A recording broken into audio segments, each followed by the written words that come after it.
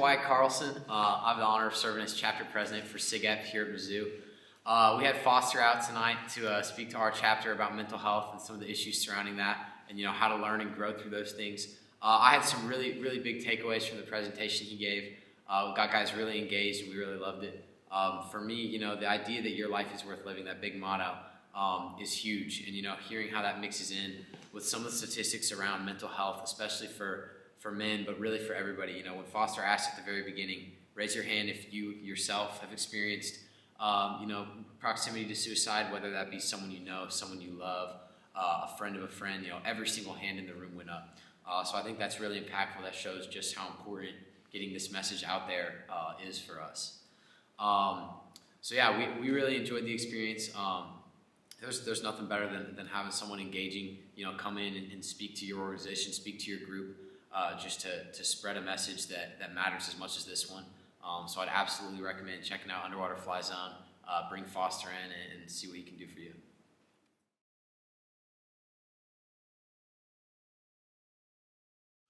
All right, guys, what's up? My name is Foster Huggins. I am the owner of the Underwater Fly Zone podcast, clothing brand. What's up, Tyler? Yeah, that's my guy.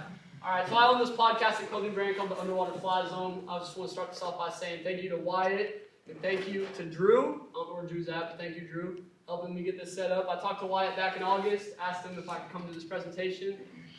We had a pretty good conversation, met you at the Columbia pop-up, and I had some high hopes. My boy Drew gave me a call last week. He said, hey, we still want you to come talk. Do you want to come on Monday? I said, Monday?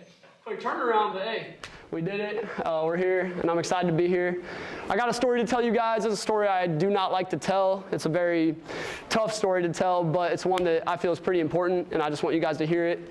And I think that telling this story, hopefully somebody in this room can be impacted. If even one person walks out of here today feeling impacted by this presentation, I'm calling it a success.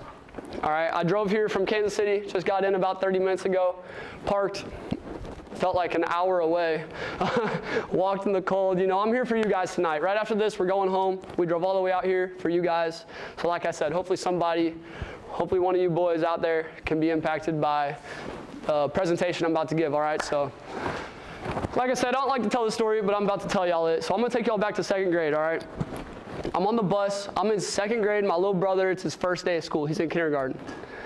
We're on the bus. We're sitting there, and there's this kid going crazy. He's jumping over seats, crawling under seats. He was going so crazy that the bus driver pulled over, stopped the bus, and said, you, get in that seat with them.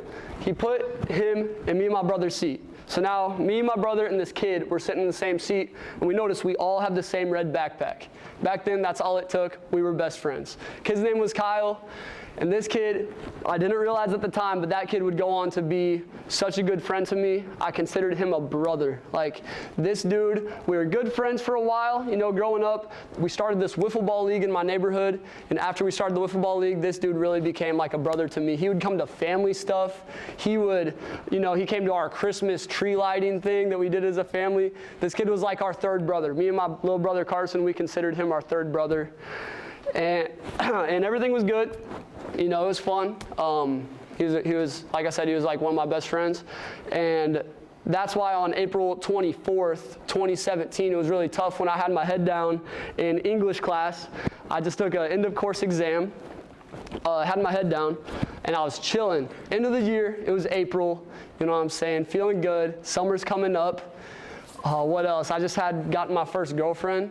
That's my wife over there. It wasn't my wife. It was a different, that didn't work out. That didn't work out. All right.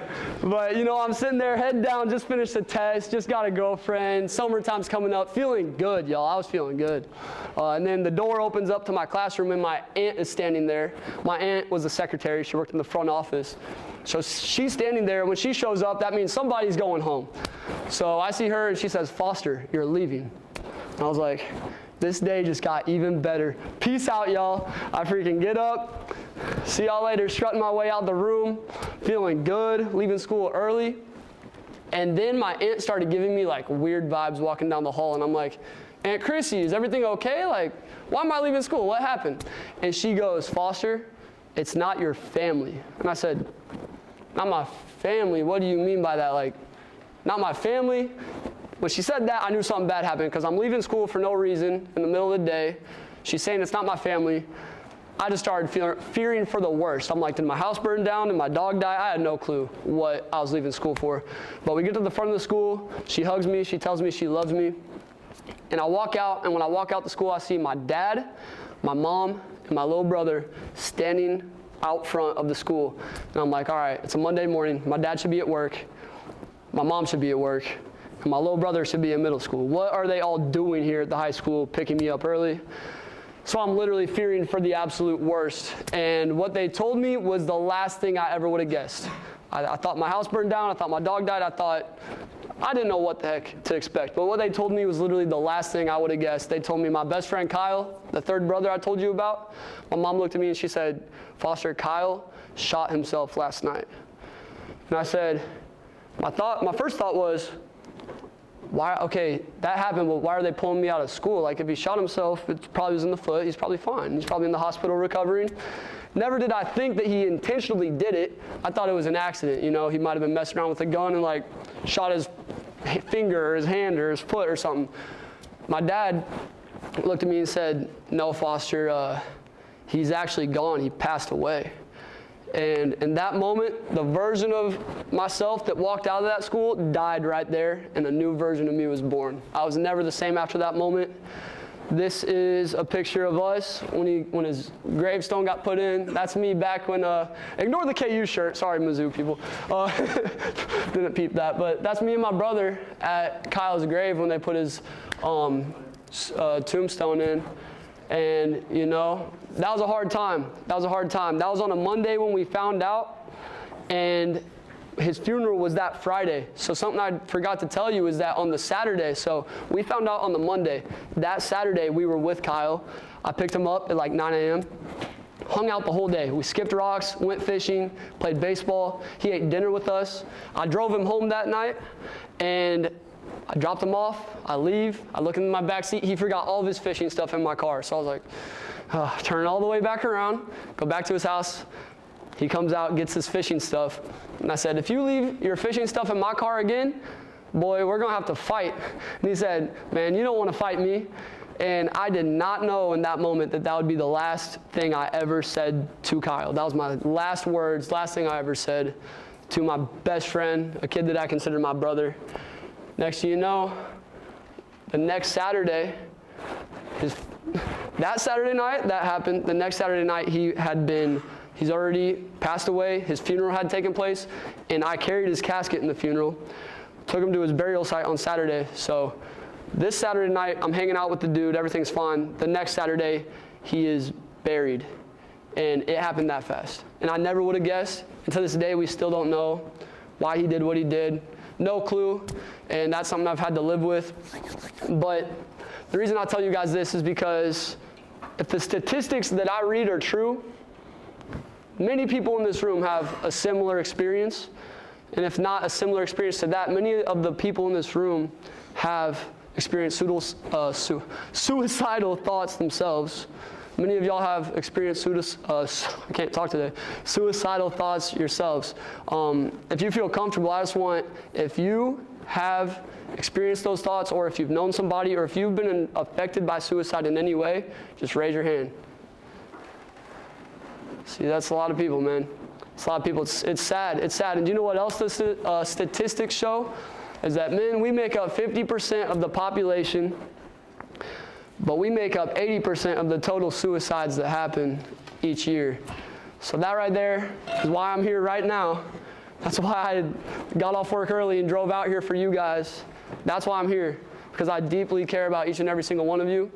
And going through what I went through, I learned a couple things, and I want to tell you what I learned, all right? The first step is to accept what happened as reality. I was acting like it was a dream. When he passed away and they told me that whole week, I thought it was a dream. I thought that I would, I'd wake up, someone would shake me and I'd wake up and it'd all just be a big dream. I thought he was on vacation in Jamaica and they were playing a big trick on me. But on his funeral, when I was holding his casket, I realized, no, this is not a dream. This is real. And I had to accept that as reality. And that's why the first step, I believe, is acceptance. Once you accept, you can begin the healing process. But until you accept, it's very difficult, you know. When you're denying and trying to pretend that it's not real, you're prolonging your healing process. I put a couple things on this next slide. So anybody in here ever been whitewater rafting? A couple people. Any of y'all step on that raft and expect not to get splashed at all? Probably nobody, right? When you get on the water raft, when you go whitewater rafting, you know you're going to get splashed. You're going to get wet. It's just part of the experience, right? That's how this life is as well. And I want everybody to know that. We are going to go through hard times in our life. Life is going to splash us. It's just part of it. But the sooner we can accept that, the sooner we can accept it. Bad things are going to happen in this life, but I can get through it. That's when you can really start to grow. I used to believe that bad things were not supposed to happen. I used to think I'd get on the whitewater raft and not get splashed. But the sad truth is that we live in a world where, you know, death exists. Either you're going to die or somebody you love is going to pass away. One is going to happen first. So what I like to say is a bad day is coming. We are all going to experience loss in our lives. So we should be grateful on these days whenever we're not experiencing that. Like if the worst thing that happened to you today was that you lost an intramural badminton match, like that's a good freaking day, boys. Like that's what I think about a lot. If the worst thing that happened to me today was my boss at work was a little upset and, you know, kind of was annoying me, if that's the worst thing that happened to me today, I had a pretty great day. I sit in traffic sometimes and I'm like, man, this used to annoy me. Like, I used to sit here and be like, gosh, this is taking forever. But now I look around and I'm like, you know what? If this is the worst thing that happened to me today, it's a pretty freaking good day. I can look around, see the city, see the skyline, or if you're in a field, you know, I can see the grass. I don't know, boys. That's just my mindset. We got to accept that bad things will happen. And like I said, I was in this denial state, and I thought it was a dream. The longer you stay in that state, the longer you're prolonging your healing. Acceptance is the first step. After you accept, though, boys, I'm telling you, I thought acceptance was the hardest part. I'll be honest with you. Step 2 was, in my opinion, the hardest part. It was allowance. Allowing yourself to feel emotions. We're men. We're not supposed to feel, right? That's what they tell us, right? I think that lie that I just told y'all is the reason why men make up 80% of the suicide rate. I think men, a lot of times, we like to pretend that we're tough, pretend that we're getting through it, and hey, we may be tough, but there's some things that you just can't tough your way out of. There's some things you can't just good vibe your way through. You know what I'm saying? Sometimes you really got to face and allow yourself to feel emotions. So I think the sooner we start to realize that, the sooner that rate can hopefully start dropping. Allowance, look at this. So what we don't express, we suppress. Think about that, all right? Whenever you go through a hard thing in life, the way I see it is it's like a seed has been planted in you. And if that seed is not taken out, it's going to grow. And it's going to grow thoughts of depression. It's going to grow thoughts of, you know, despair. You may become a bitter person in your life. Does anybody know like an old grandpa? Maybe you have a grandpa or a grandma or just an older person in your life that seems so bitter. Anybody? Like, anybody just have that bitter old man, that neighbor that you go out just to play a game of wiffle ball? Like, back when I was a kid, I was playing a game of wiffle ball. My old neighbor would come out, always yell at us. I'm like, what's he so mad for, you know? I'm willing to bet that he had some pain he went through in his life, and he did not allow himself to feel the emotions he needed to feel. He tried to tough his way through it, and that pain never left him. It's going to come out of you one way. It'll come out of you either in the gym. You know, you can take your pain to the gym and get it out in a healthy way. You could take it to God. I don't know if everybody in here is Christian, but I like to take my problems to God. I don't know, maybe that's not your thing, but maybe it is. You could go on a run. Like there's healthy ways. You could talk to people. We don't like to do that though, boys, do we? We don't like to talk to people. But it's a very healthy thing to do. And, you know, a lot of people, I'll just say this, I don't normally say these type of things because normally I have women in the audience. This is kind of cool, besides my wife. But, so here's what I'm trying to say. Like, I feel like us as men, we feel like when we give our problems to women, they look at us as weaker. Does anybody else feel that? Anybody? So the way I see it is I've always leaned on my boys through this whole problem, the whole time I was dealing with depression and my own suicidal thoughts through losing my best friend. I would go to my boys, and we helped each other through it. And to this day, like, we are tight as ever because we went to each other with our problems. If you don't feel comfortable doing that with your boys, just know I take calls every week from random people all throughout the country. They just let them dump their problems on me, and I like to talk their problems out with them. So if you ever feel like you don't have anybody, just know you got me. You could always reach out to me as well. I love talking to people, man. Also, you can't distract yourself forever.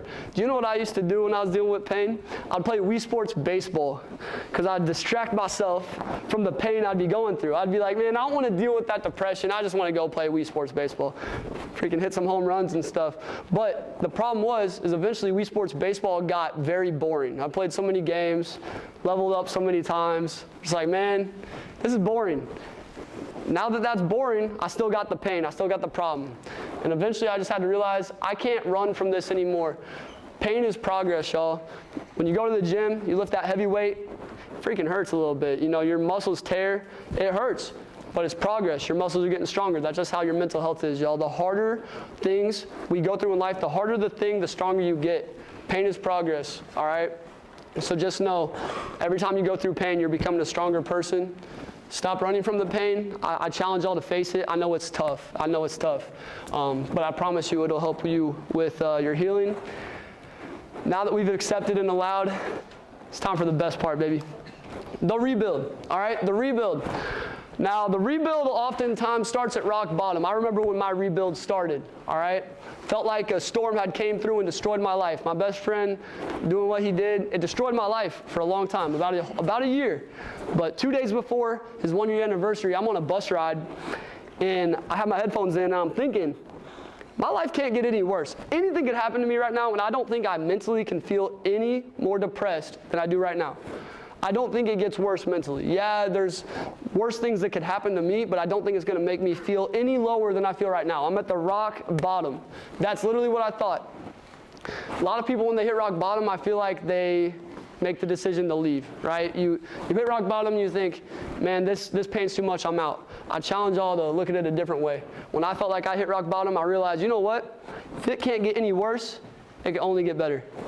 If this is as low as I can go, the only direction I could go is up. So that's when I started to really find purpose in my pain. There is purpose in your pain. I really started to find purpose in the pain that I went through and started to turn my life around. Stick around for the rebuild, y'all. It's so worth it. I want to tell y'all a little bit about my rebuild. That's me. Weird picture. That's way too big. But that picture is me with a mic that I borrowed from one of my friends, connected to a laptop that I borrowed from one of my other friends, and I recorded a podcast episode, started this podcast called The Underwater Fly Zone. The reason I recorded that episode is because I felt like I had been through so much and I had learned so much, and I wanted to do something good with the pain that I had been through. So I dropped this podcast episode. It was really, honestly, not great.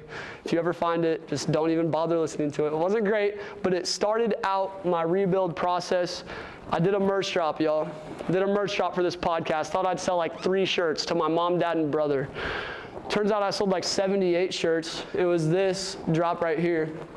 Wasn't that great, but I sold 78 of them. And then that went on to the season 2 drop. Sold like 190 shirts. After that, we did this drop down here, sold over 600 shirts. And things started going well. I'm like, dang, dude, people are really connecting with this movement that I'm creating, wrapped around mental health, trying to spread positivity and shine light in this dark world we live in. The merch started picking up. The podcast started picking up. We just hit 10K on Instagram this year, which maybe some of y'all in here got some crazy clout that I don't know about. But for me, 10K is a big deal. I was like, yo, that's insane. I hit 100 followers. I remember when I hit 100, I told my wife, I was like, man, we made it. We got 100 followers. Let's go. I never dreamed we'd beat a 10K.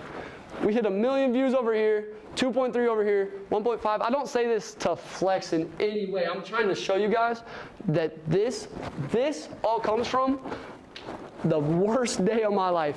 This is the result of me finding purpose in my pain. I just want you guys to know that if you got pain you're going through in your life, there's purpose in that pain as well. My favorite part of the Underwater Fly Zone has been this right here. We got up in the top corner, last Christmas we raised $800, bought Christmas presents for kids that probably would not have got presents without us. We did the same thing this past Friday, raised over $1,000 this year. And we're just going to spend it all on presents for kids that literally, without us, they might not get presents. We host events. where we bring the community together. This picture right here is from Indianapolis. We traveled out there at NBA All-Star Weekend, sold a ton of merch in Indianapolis. Y'all just beat those guys right there in football last weekend. The whole Arkansas D-line showed up to this event we did in Arkansas. They all bought merch. I'm just like, what is happening? We went to Chicago at the Berto Center, back where Michael Jordan used to practice. That was a pretty surreal experience. We have a ton of people come through our events and get merch. We were in a real fashion show, which I don't know how we got in there, but it freaking happened. We got on 41 Action News, and then some of y'all might recognize that picture right there. I met some of you guys in Columbia. Yeah, Theo Weiss popped by. I think that's his name, right?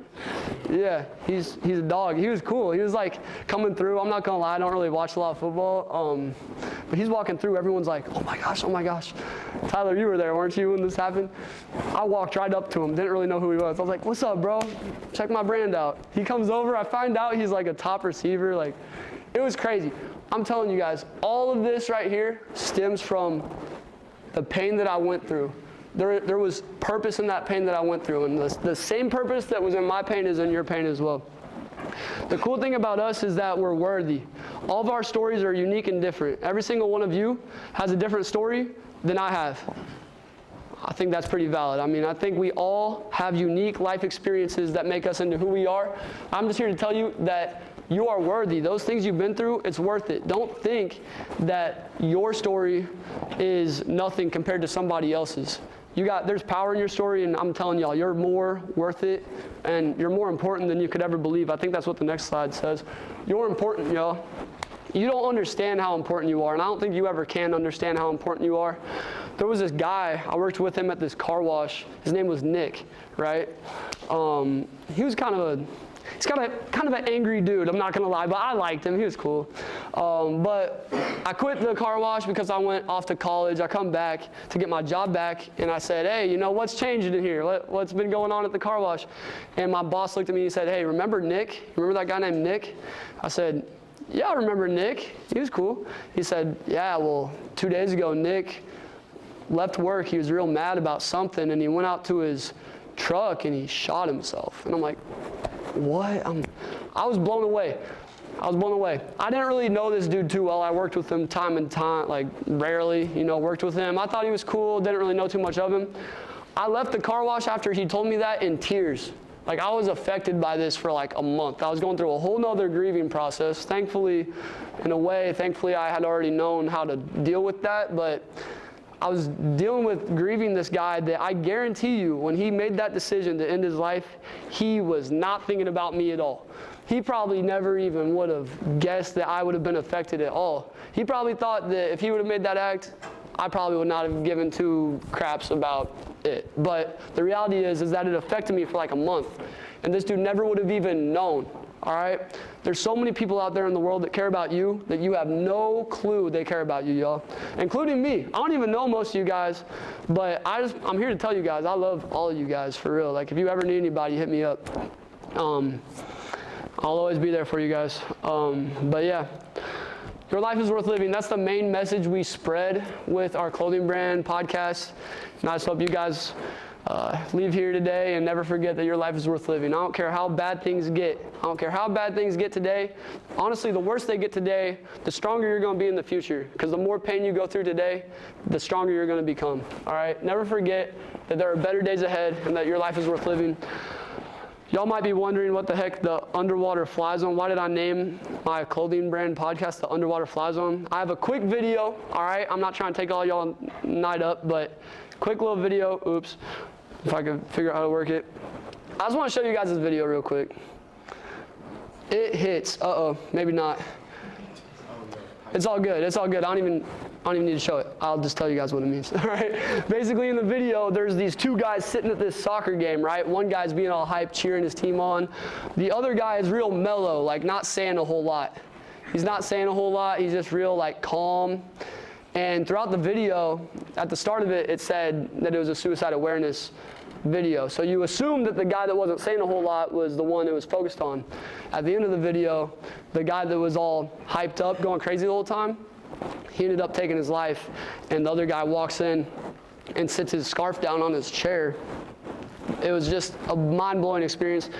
watching that video. So I just want to tell you guys right now, the meaning of the underwater fly zone is essentially when you look at a lake, you look at a pond, you see the surface, but you don't see everything underneath, right?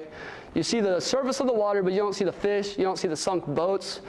I found out the other day that people in my neighborhood, I live near a lake, people in my neighborhood used to go on the lake and throw their old couches into the lake, like, what the heck? But we can't see that when we look at the surface. All we see is the water, right? And that's just how people are as well, man. I look at you guys, you look at me, you don't know what I'm going through. I don't know what y'all are going through. I looked at my best friend the day before he passed away. We're hanging out, eating pizza, fishing, doing all that. I never knew what he was going through. Never had a clue. And I was blindsided, to be honest. I was blindsided, and it hurt for a while. It still does, but I'm glad to be here, hopefully making an impact. Hopefully what I said today really resonated with somebody in here. If even one person walks out of here feeling any type of impact from this, I'm grateful. And, you know, I appreciate you guys. I got one more thing, though, one more thing. I don't know if y'all want to finish your chapter meeting first, but I don't know why it won't blow up. Let's see what I can do here. So, at the end of our events, what we do is I have these blank yard signs over here, right? Kind of like the shirts. We put these positive messages on the shirts, the main one being your life is worth living.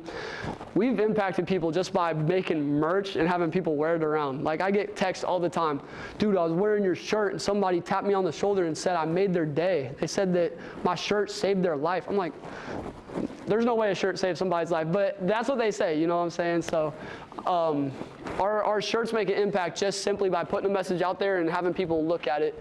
So it's same concept with these signs. People get in a little group. So what I want y'all to do in a little bit is get in a little group, decide what you want your sign to say, and then go stick it somewhere around the campus.